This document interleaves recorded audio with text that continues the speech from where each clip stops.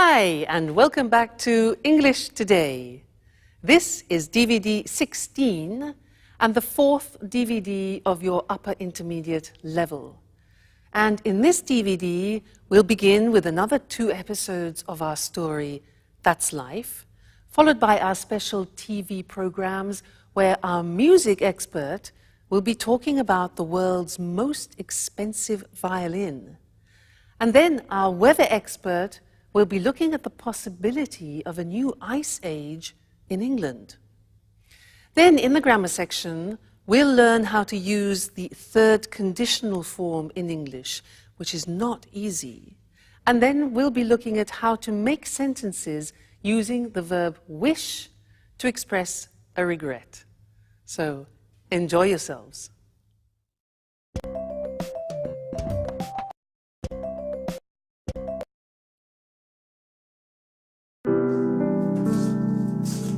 Good morning, Sarah. Have you seen what a beautiful day it is? How about a walk in the countryside and then we can relax by the pool? I don't really feel like going out. I'd rather stay in and read. Oh, come on, Sarah. Don't be your usual antisocial self. Let's have some fun together. Why don't we play a trick on the guys who are still asleep? We could wake them up with a nice bucket of cold water. What a stupid trick. Nothing's changed, but I still love you, Julie. Beautiful girl with brown eyes, dusting away my heart's sighs. That's all we needed. Oh, you don't understand, Sarah. This is poetry. This is the story of a secret love. Poetry, love, tricks. Enough of this nonsense.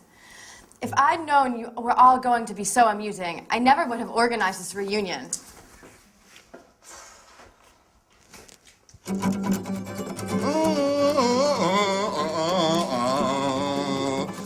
Beautiful girl with brown eyes, dusting away my heart aside. Oh no, Paolo! Look what a mess you've made. And by the way, you didn't clean the kitchen last night, did you? Come on, Michelle, give me a hand. No, I'm sorry. I can't touch that awful stuff. When are you going to get the message? I never touch that awful stuff. I hate detergents and the multinationals that make them. And I hate cleaning too. Oh, come on, we're on holiday. What is this racket? And what is going on in here? Has World War III broken out? It's just started. Well, soldiers Sandra's launch her offensive, but the Paolo Michel squadron is responding well to the attack and will defend its position to the bitter end. Stop playing around. Roll your sleeves up. The sooner we start working, the sooner we'll finish and we'll be able to relax by the pool. Wait a minute, I was just thinking of going back to bed. If I'd known what was waiting for me, I would have slept until midday. Maybe we could ask Sarah to give us a hand. Well, you must be joking. She just asked not to be disturbed and giving her a bad mood over the last couple of days. Well, we could ask Mike, though. Oh, no. I just saw him a few minutes ago. I asked him where he was going and he said he was going to the village to buy a newspaper. He asked me if he should do some shopping, but I told him we'd all go to the supermarket together later on. Fantastic. First cleaning up, then the shopping.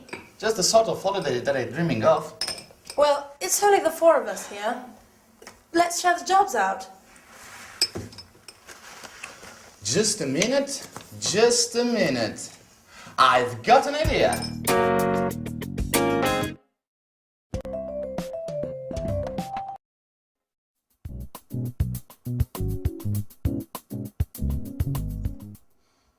How about you and Anne having a cleaning competition? Time in here. You clear one part and you the other. Yes, and I can keep the time. And Paolo provides some beautiful background music. At the end, we'll see who's been the fastest. And, of course, which part of the kitchen shines the most. I think it's a great idea. You and Anne are always arguing about who's the best at doing things. Oh, this could be the right moment to show off your domestic skills. And the winner will be crowned Queen of Housewives. What do you think? Well, it's an unusual idea. It's very original, but I'm not sure. Oh, come on, Anne. Why not? It'd be interesting. Okay, you've convinced me. Shall we start? Great! So, Sandra, you clean the sink, the cooker, and this part of the floor. Oh, and you've got the oven, the table, and this other part of the floor. Okay. Okay? Ready, get set, go! Sponge in hand. Sandra has cleaned the taps while Anne is intently sweeping the floor. Now Sandra is spraying detergent onto the cooking rings and starts it on the table. Time is passing by and neither contestant is showing signs of fatigue. The race is open and nothing is separating the two cleaners. Those college days were so long ago. You were so clever, so beautiful too. But I never forgotten you. Nothing's changed, I still try love you. Beautiful girl with brown eyes, dusting away my heart sighs. Finished! Incredible! You both finished at exactly the same time. Come on, Michelle. We need to decide which is the cleanest part.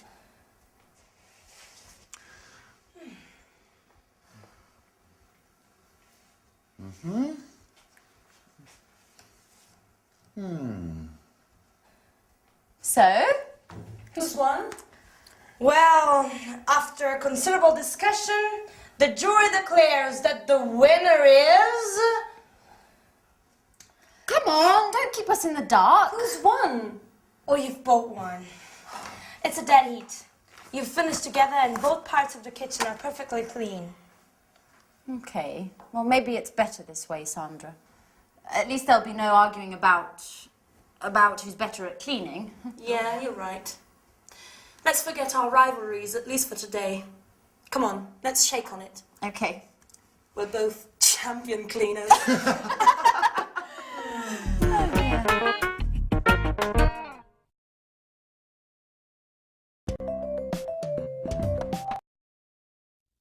A cleaning competition. Now that's an interesting concept. Could only be invented by Anne. Now that is something where I would definitely lose. Cleaning competition, no way. What about you? Anyway, that last episode was great because it helps me introduce to you one of the most difficult grammatical forms in the English language, which is called the third conditional. We have three conditionals in English. 1, 2, 3. The first, let me give you an example. If I see him, I'll tell him. That's number 1. If I saw him, I would tell him. That's number 2. Number 3 is what we're going to look at now. If I had seen him, I would have told him. Sounds terrible, doesn't it? Too much grammar. But last lesson was useful because we learned the first part of the third conditional, which is the past perfect. They used it in the episode. It was Sarah. She said, if I had known you were all going to be so amusing, I would never have organized this reunion. Now that's a good example, and it's difficult. We often use the third conditional when we talk about a regret. Let me give you an example. I saw a beautiful house. It was quite expensive, but I liked it. I needed time to think about it, and I didn't buy it immediately. And then somebody else bought it. So I think, oh, if I had bought that house, I would have been so happy. So that's expressing a regret. So let's go to the screen and see how it's constructed, because it's really not easy. It takes time to be fluent in the third conditional. The grammar is this. If, because if describes a hypothetical situation. Now, when you're talking about the third conditional, it's an unreal, it's an impossible situation because you can't change it anymore. So we start with if, then the past perfect, which we learned last lesson. Then we use would, which we also use in the second conditional, followed by have, the infinitive, and then followed by the past participle. So let's see how that works. If I hadn't gone, past perfect, to the party, I would have gone to bed early. Okay, so I went to the party and I didn't go to bed early. So the consequence is, if I hadn't gone to the party, I would have gone to bed early. But I didn't go to bed early. Okay, so what was the consequence of that? Now, imagine I drank a lot of wine and I had a terrible headache. And you think, ooh, regret. If I hadn't drunk, past perfect negative, if I hadn't drunk so much wine, I wouldn't have had such a bad headache yesterday. Now that's difficult, look at that. Wouldn't have, negative, wouldn't have, plus the past participle of the verb have. So I wouldn't have had. Now this is not easy, it will take time for you to use fluently. You have to keep practicing it. Practice it in the toilet, in the bath, when you're walking down the street. Okay. Another example. Now, I didn't set the alarm, so I woke up late. If I had remembered to set the alarm, I wouldn't have woken, past participle, up late. If I had remembered to set the alarm, I wouldn't have woken up late. Seems difficult, doesn't it? Takes practice. Another example. I missed the bus. I didn't get up. The bus went without me. So third conditional. If I had got up earlier, I would have caught the bus. If I had got up earlier, I would have caught the bus. Impossible situation, can't change it. If I hadn't been late for work because I missed the bus, so I was late for work, my boss wouldn't have been so annoyed. Wouldn't have been, you notice be in the past participle, been so annoyed. And the last one, well, we lost the contract because I went to the party, I drank too much wine and I missed the bus. Everything was late.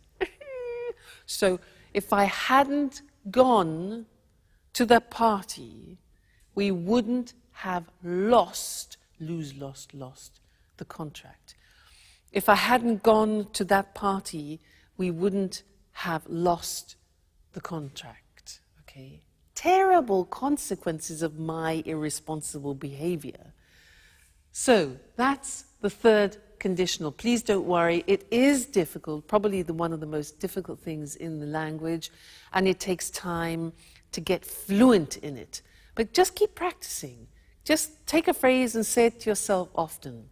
Like, if I hadn't done that, if I had studied more, I would have passed the exam, as an example.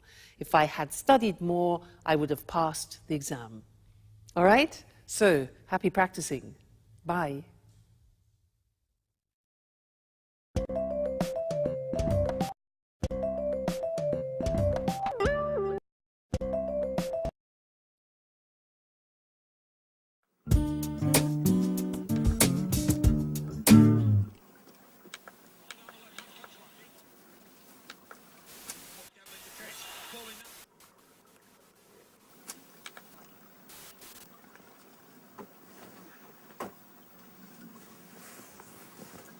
Hi, Sarah. Do you have a minute? I'd like to talk.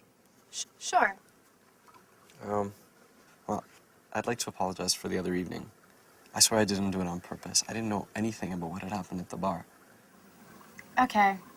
I'll forgive you this time. great. I'm glad we've cleared up that misunderstanding. So tell me, how did the fire start?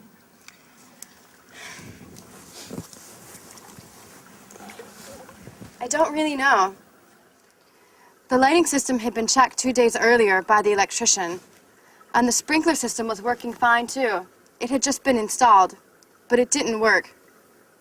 How's that possible? I don't really know.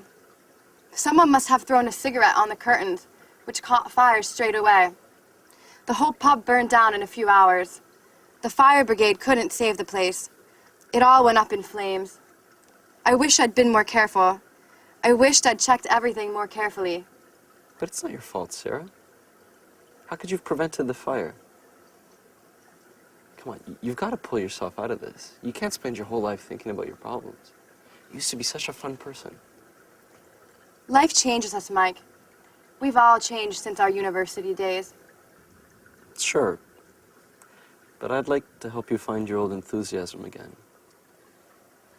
Tell me, how can I possibly help? Well, I'm not sure. You're embarrassing me. You shouldn't feel embarrassed, not with me. We've always trusted each other, no? What time is it? 4:15.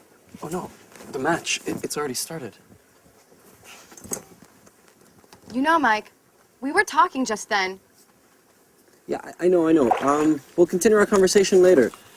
I've really got to watch the game now. It's a great match, Chelsea against Manchester United. You know that doesn't interest me in the slightest. You haven't changed, Mike. All you think about is football. Football's the only important thing in your life.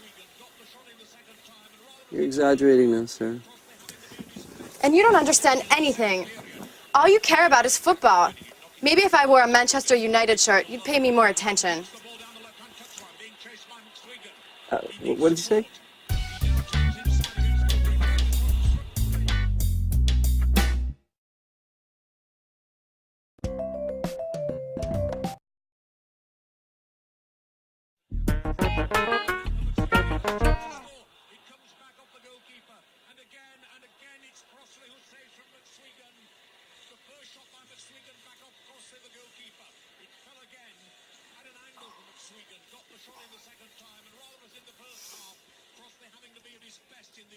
I tell you, I love you, but I'm afraid of being wrong with you. Beautiful girl, with brown eyes, dancing away my heart aside. Oh no, Paolo, that's all I needed is you, with your stupid guitar. I've had enough. I'm going to my room.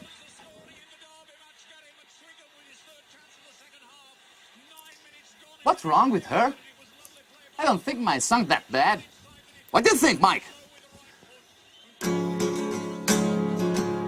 I'd like to tell you, I love you. Paolo, can I watch the game in peace and quiet?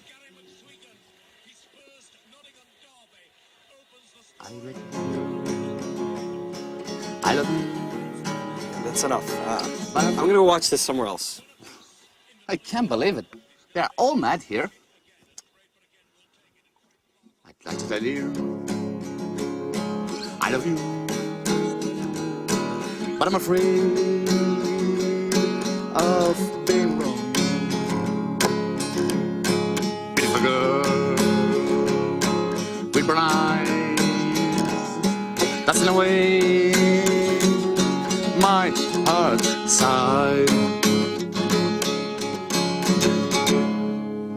Oh, man, at last someone who appreciates my talent. I knew you were an expert in music. That song, Paolo, what does it mean? Oh, I wrote it. Thanks to Mike that gave me the inspiration. Do you like it? Oh, no. Mike? Yeah? That's not possible. I don't believe it. Unbelievable. They are all mad in this house. Beautiful girl, with brown eyes, That's in a way my heart sighs.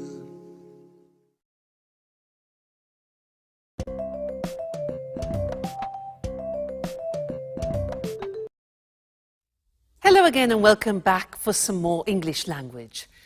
And this lesson is a continuation of what we started in the last lesson where we learnt the third conditional, if I had known, I wouldn't have gone, where we are expressing a form of regret.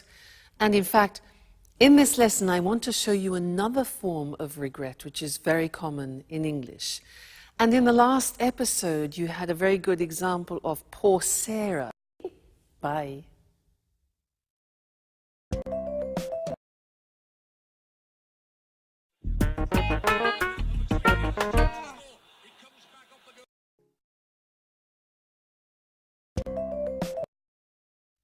Hello again and welcome back for some more English language. And this lesson is a continuation of what we started in the last lesson where we learnt the third conditional, if I had known, I wouldn't have gone, where we are expressing a form of regret. And in fact, in this lesson I want to show you another form of regret which is very common in English. And in the last episode you had a very good example of poor Sarah who is expressing her regrets. She said, I wish I had been more careful. I wish I had checked everything more carefully, you know, when the pub burnt down. So she starts the sentence with, I wish, and that's her desire. A desire that she would like to have fulfilled. It's too late. So we use wish to express desires like that. Let me give you an example in the present tense. I can say, I'm fat, and I have a desire which is to become thinner. So I would say, I wish I were thinner. Let's look at the screen and I'll help you with this because we can use wish in the present and also in the past, so the grammar form changes. Let's first look at how we use it in the present. I say I'm fat, I'm overweight, all right? So my wish is, I wish I were thinner. Now, this is very interesting because it's an example of the subjunctive in English. Now, the subjunctive has disappeared from the language, but only in this case do we use it. We don't say, I wish I was, but I wish I were thinner. Okay, so an important exception that. Another example is, I don't know how to cook, and I have a desire, a wish to change that. So I could say, I wish I knew how to cook. Notice that the verb know goes into the past, simple past. I wish I knew how to cook. She can't speak another language, so the girl can't speak another language. She has a desire. She says she wishes she could speak another language. So we're in the present. She wishes, I wish, you wish, he wishes. She could in the simple past. All right? She wishes she could. So that is a present desire that you have. If, in the case of Sarah, your desire is in the past, which often becomes then a regret, the grammatical form changes. Have a look. I didn't buy that car. Now imagine you see a car, it's a bit like my house. You see a car and you don't buy it, and then you regret it. You think, I wish, in the present, I had bought. Now you remember the past perfect. We looked at it in the two previous lessons. Here it is again. I wish I had bought. We contract it and it becomes I'd. Okay? Now be careful because I'd, when it's contracted in English, could be I would or I had. Now would would never be followed by the past participle. So you can tell if it's had because the past participle follows. All right? So I wish I'd bought it. All right? Another example. She spent so much money last year and now she's got problems. So she wishes she hadn't spent so much money. All right? Past perfect. He didn't come to the performance, that's the situation. His desire in the past. He wishes he'd come to the performance. Or I could say, I wish he'd come to the performance. All right? One more. We lost the tickets. They wish they hadn't lost the tickets. Okay? So, that is an important verb, wish. It's important because often we want to express our desires both in the present, I wish I were thinner, and also in the past, I wish I had studied more languages. All right, so when you want to use wish, think, is it present, is it past? And then choose the correct grammar form. Great. So, I wish I had met you earlier. We could have done a lot of language together. But I look forward to seeing you next lesson. Okay? Bye.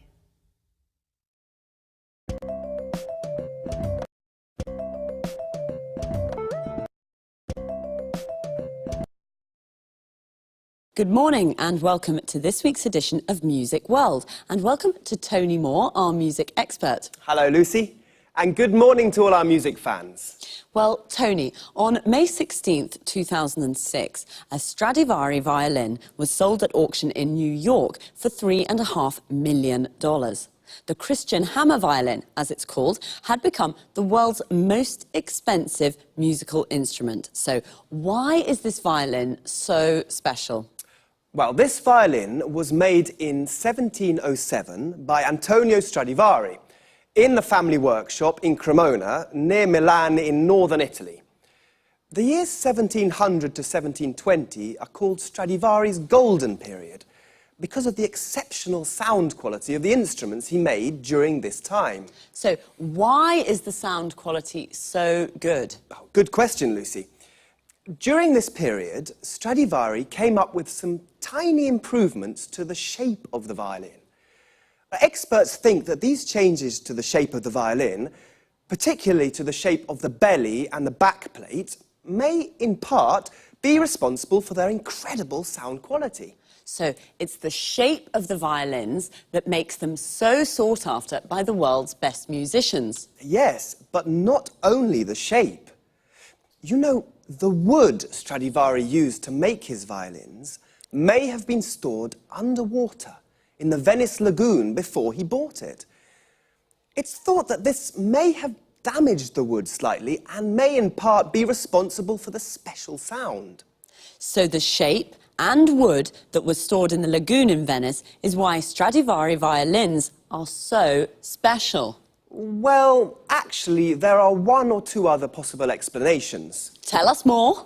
Some music historians say that the varnish Stradivari used may be behind the exceptional sound quality. Others say the secret is in the glue he used. And two American scientists have recently suggested that the quality of these violins is due to the cold weather experienced in Europe during the period when the violins were made.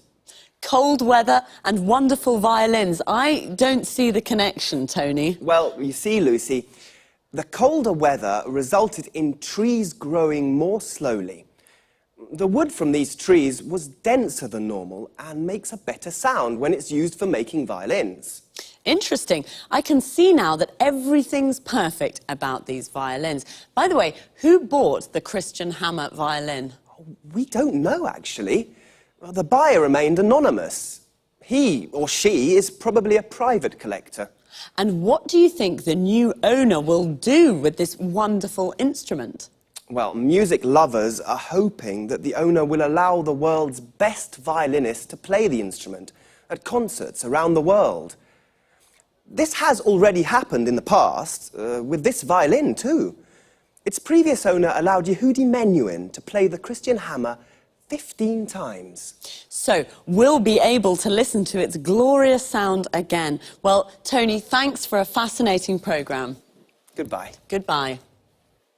And of course, goodbye to all music lovers. We'll meet again soon for another edition of Music World.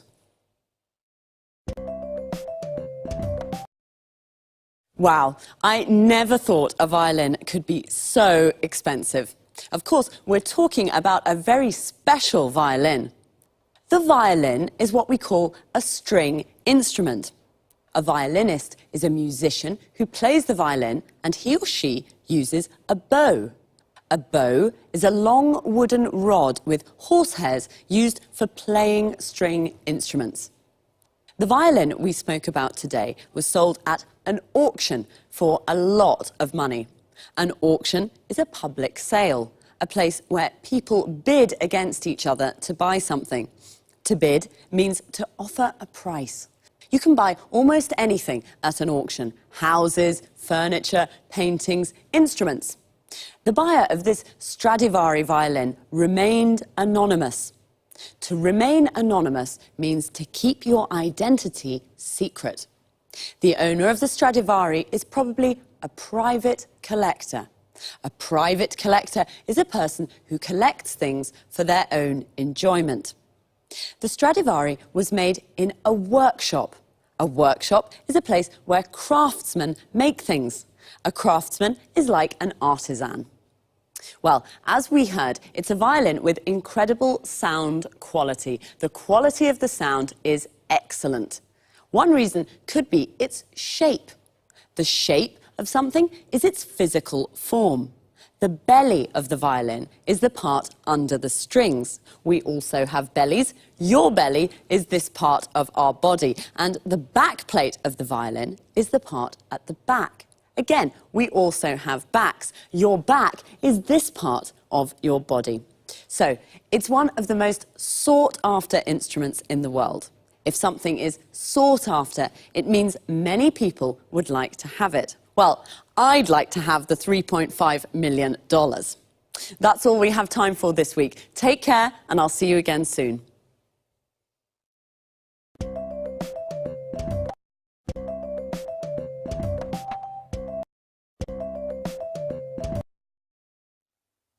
Good morning. Welcome to this week's edition of Climate Change. In the studio with me is our expert, Susan Furley. Hello, Eric, and good morning, everyone. Well, Susan, let's talk about the weather in Scotland today. You know, I'm planning to visit the West Coast this summer, and I really don't know what kind of clothes to take with me. It's cold there, isn't it? Not really. Take your swimming costume, a beach towel, and some suntan cream. You're joking, aren't you? Not at all. The west coast of Scotland has beautiful islands and lochs and gardens full of tropical plants. Really? Yes, they're full of tropical plants. Tropical plants in Scotland. How is that possible? It's thanks to the Gulf Stream. You know, it's one of the world's most important ocean currents. It carries large amounts of warm seawater from the Caribbean Sea to the northwest of Europe. This warm water brings about an increase in the temperature here of about 9 degrees centigrade. Without it, the weather in Great Britain would be a lot colder. I thought it was cold. So, the west coast of Scotland is a tropical paradise? That's fantastic.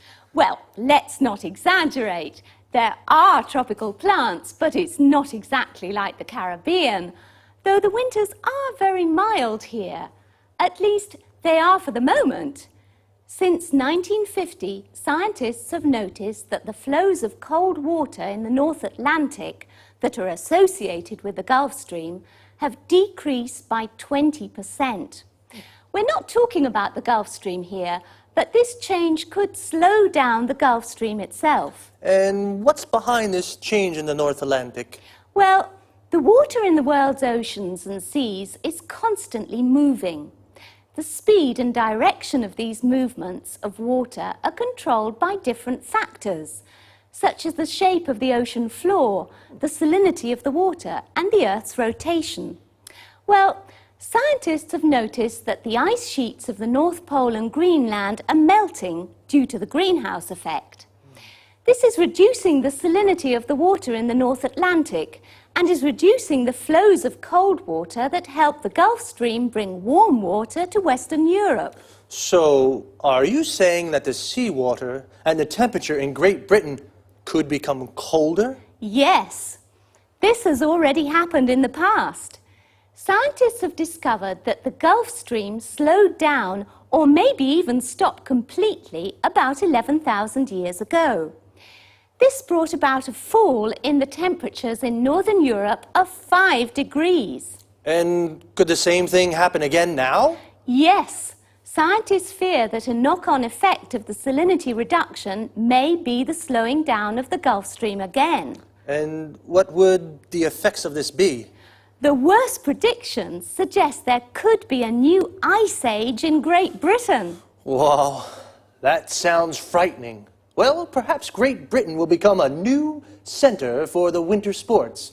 Perhaps the Winter Olympic Games will take place in Scotland. We'll have to wait and see. Thanks to Susan Furley. Goodbye, Eric. Goodbye, Susan. And goodbye, everyone. Well, apparently I should take my swimming costume and beach towel and some suntan cream to Scotland. A swimming costume is what we wear to go swimming. A towel is what we use to dry ourselves. And a beach towel is a big towel for the beach.